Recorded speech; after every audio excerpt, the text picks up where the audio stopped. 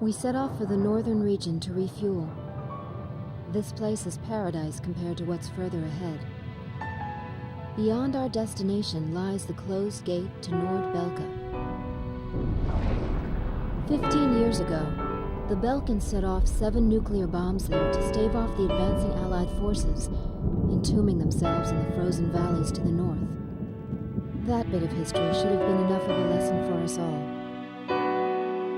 The 7 Belkan cities near the gate were vaporized, and the local area is still highly radioactive.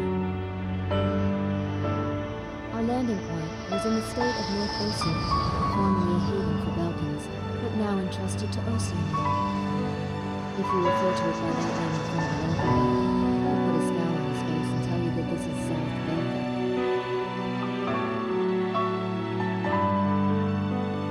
Higher Lark meant a lot to us. Our flight training took place here on this airfield. On the base, we were surrounded by junior cadets, eager to hear war stories. The newspaper article about us written by that journalist Jeanette made it here faster than we did. Somewhere along the line, we had become the most experienced pilots in the town. Yes, Captain Barnes made it someday.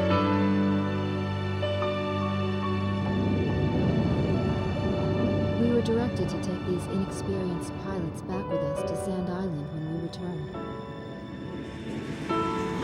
Better thank Pops for this. Like that. Cuz he's the guy who pounded basic fighter maneuvers into us. Now we can lord it over all these guys. You said it. These pilots had only a tenuous grasp of flying, much less mid-air refueling, so we had to land at every base along the way. I can't believe we have to send them off to guard the western coastline. And welcome back. I'm Wardog, and you're watching Let's Play Ace Combat 5. Today we're doing Mission 6, White Bird, Part 1. An SSTO craft launch facility lies to the east of our current location, McNeely Air Force Base. The facility was a collaborative project between Osia and Yukes. It was built to be a bridge to outer space, with a mass driver 7.5 miles in length. Our radar has detected several planes from a Yukes squadron approaching the facility from several directions. The facility is currently conducting pre-launch operations for an SSTO craft. The base commander will provide you with further orders. Since we're not operating out of Sand Island this time, we don't get to change our planes for the mission. That means we have to use the F-20s we brought with us. However, it's not like there was a better equipped plane I could have gotten for this mission anyway. At least, not by normal means. This is the commander of McNeely Air Force Base. All units, including those refueling at this base, are now under my command. Engage the incoming enemy. All untrained pilots are barred from taking off. Those guys are still kids. As you can see, unlike our base commander, this guy actually has a brain. 10 minutes to launch. Commencing countdown. I remember this space center well. The mass driver was built by Osia and Yukes as part of their collaborative efforts to construct an international space station. Our anti-war president used the surplus funds that came from cutting the defense budget to build it. Is that the Arkbird? The Arkbird, a white bird built as the first step toward the realization of the space station project.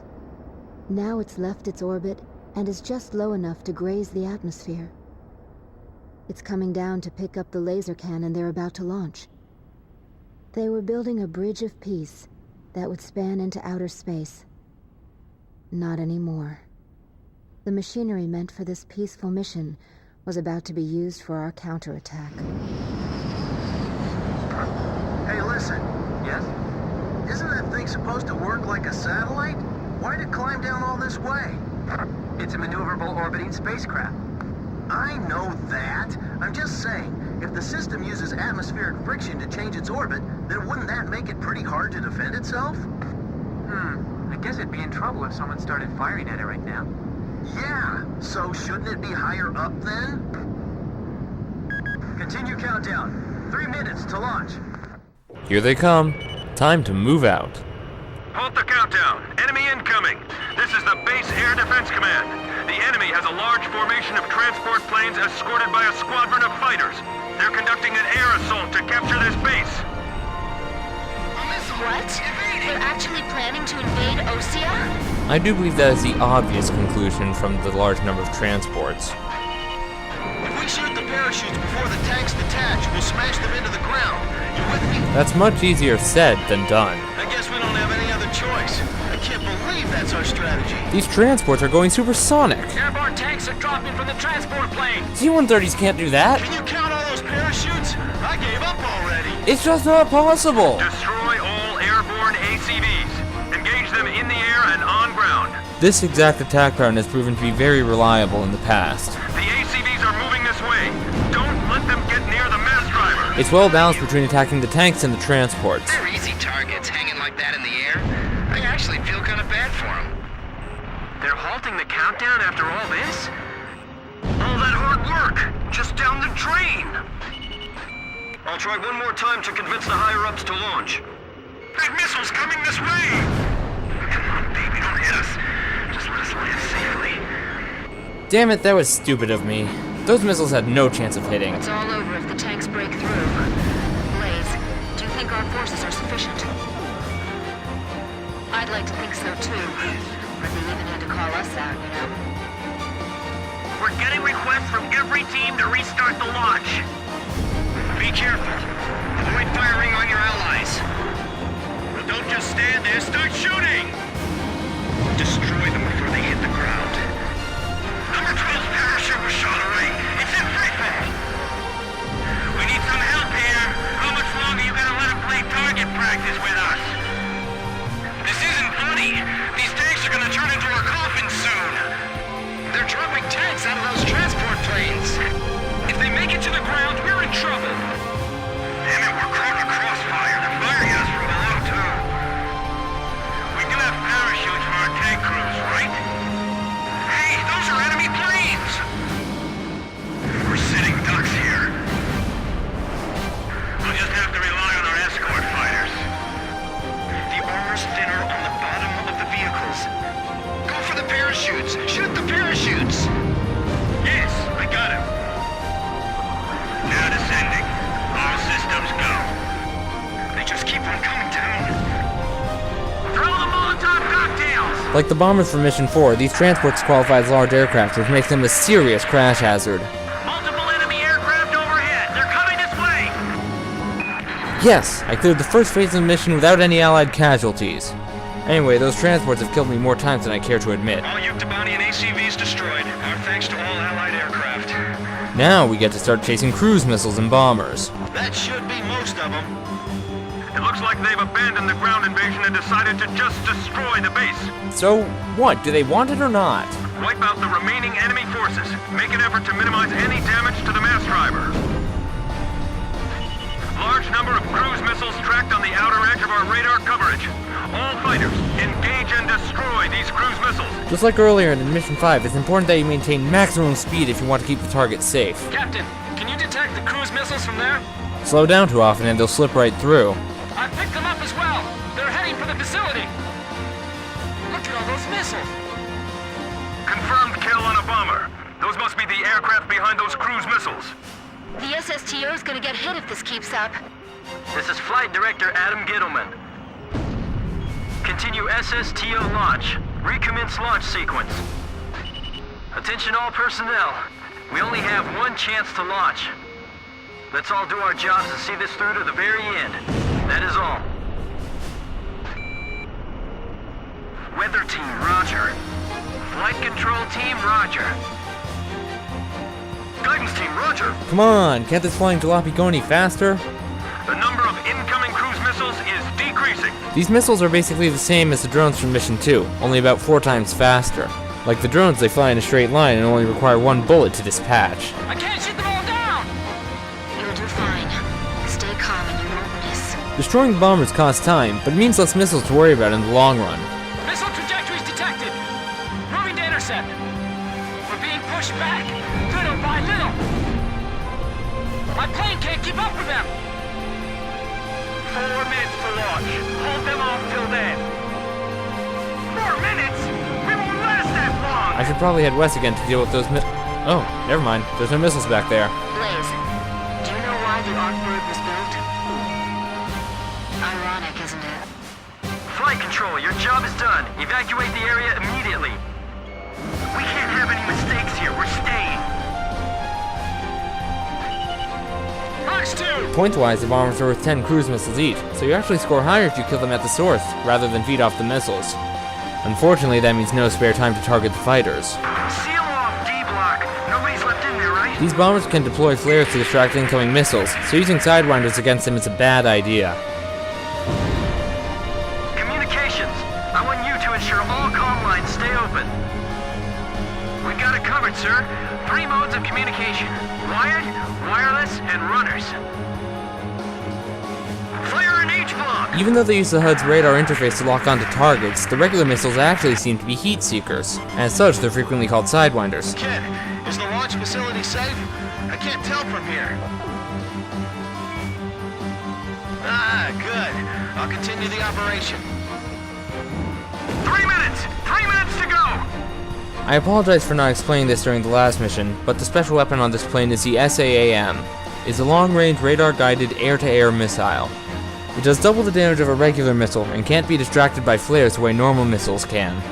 However, the main drawback is that it only actively tracks a target so long as you keep it within the green circle that appears on the screen. It's okay for the target to leave the circle so long as it returns before the missile passes it. Fox 2! Also, like all special weapon missiles, it travels a little slower than the regular ones, at around 1,400 miles per hour. Whoa, that was close. Come on, we can't waste any more time. Here go the last 2. Just a little more. Just 2 more minutes. Take the wounded to Warehouse 4! Oh hey, looks like some enemy planes spawned nearby. How considerate of them. We'll be safe here. Calm down. Now seems like a good time to go on full attack. I only have 15 missiles left though. Looks like I'll have to spend them carefully. Captain, the enemy is spread out over a large area. Should we split up to engage them? This newbie, second-guessing my orders. This is Archer. Understood. We wouldn't want to lose our formation balance. They've been dispersed the entire mission and haven't scored a single kill. Final pre-flight check. All stations, go over everything one last time. Guidance, navigation, flight control, telemetry, communications, flight dynamics. Do we have a go or no go? All systems go from all team leaders. Proceeding with launch. Last one of the trio. Better make it snappy if I'm going to have any spare time to take care of the ones by the mass driver. Target hit! 1 minute left. Have a safe trip. Let's see how many of those goofballs I can kill before time runs out. Damn it! Is this it for us? The Air Force will get us through this. I know they will. So don't give up. Shice, this transit time is killing me. Come on, have they launched yet? And now we've got 3 more to deal with, all lined up in a neat little row. If the tide of battle doesn't change soon, we're in deep trouble. Huh, there's no way that they could pull off a win now. I've got 50 seconds left, 5 enemies to kill, and only 5 missiles to kill them with. Let's see what I can do. Countdown. 20, 19, 18, 17, 16.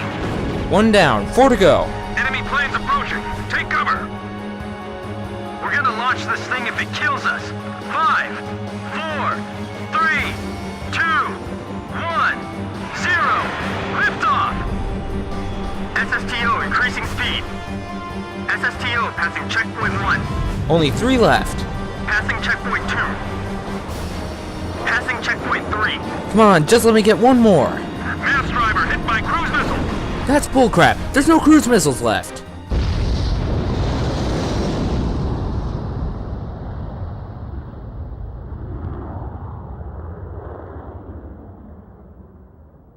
And with that, our job here is done. If you want to watch it, the SSTO should show up as a little white dot near the middle of the screen. SSTO status report. See? There it is, above the green thing. It may not show up very well, but in a few seconds it's going to shoot off the screen. Everything's clear. All systems are go. Yeah, I'm seeing it now. It's a beautiful sight. This is great. When it happens, all you see is a little white line. Observation room reporting. The SSTO is climbing smoothly. Congratulations.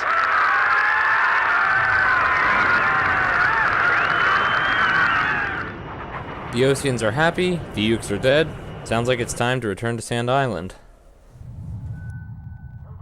The white bird rose up once again. Laser cannon in its wings. It was a moving sight. In my heart, though, I wished it didn't have to be used in war.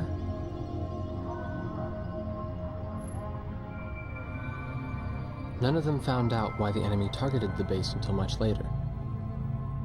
Of course, by that time, it was too late. Well, isn't this just fabulous? Even more foreshadowing. We prevented the Yuktobanian army from capturing the launch facility. The SSTO launch was successful.